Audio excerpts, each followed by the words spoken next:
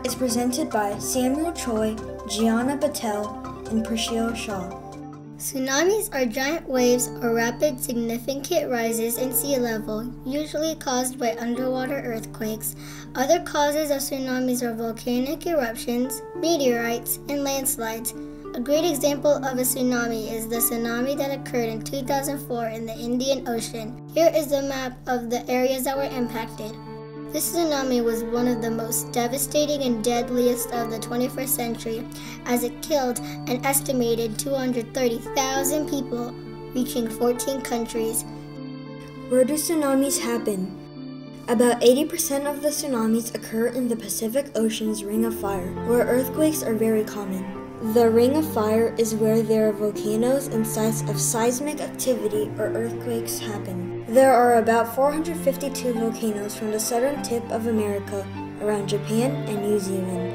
As you can see from the map, California is in medium risk of a tsunami. Some warnings of tsunamis.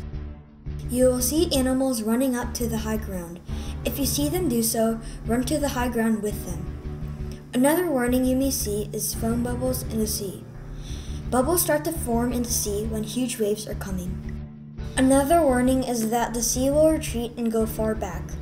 This means that the water is forming to make big waves.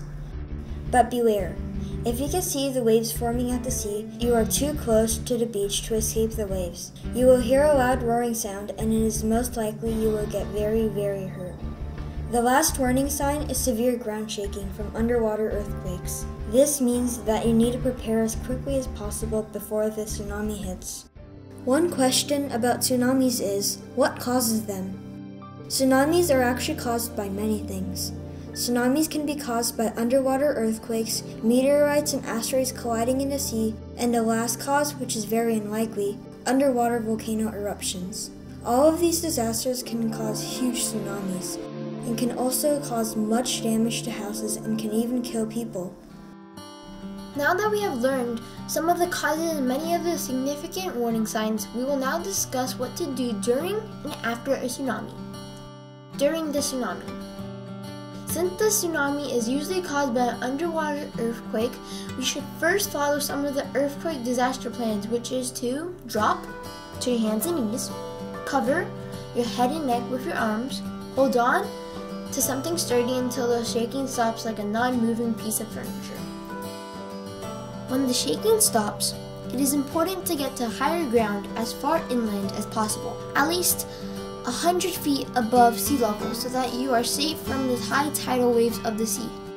It is important to listen to the emergency alerts and information, as you may be required to evacuate.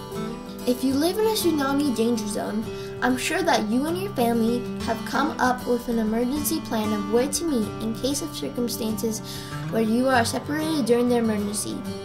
Make sure to have an emergency kit/bag ready to grab, because there may be food, water, and emergency supply constraints. Items that you may want to include in your bag are a flashlight, an umbrella, blankets, radio, canned food, and gloves.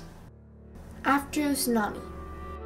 After the impact of a tsunami, it is important to be alert and attentive to your surroundings. You need to make sure that there is not any exposed electrical equipment, as electricity and water could cause electrocution. Look for any fire hazards, gas leaks, and electrical damage.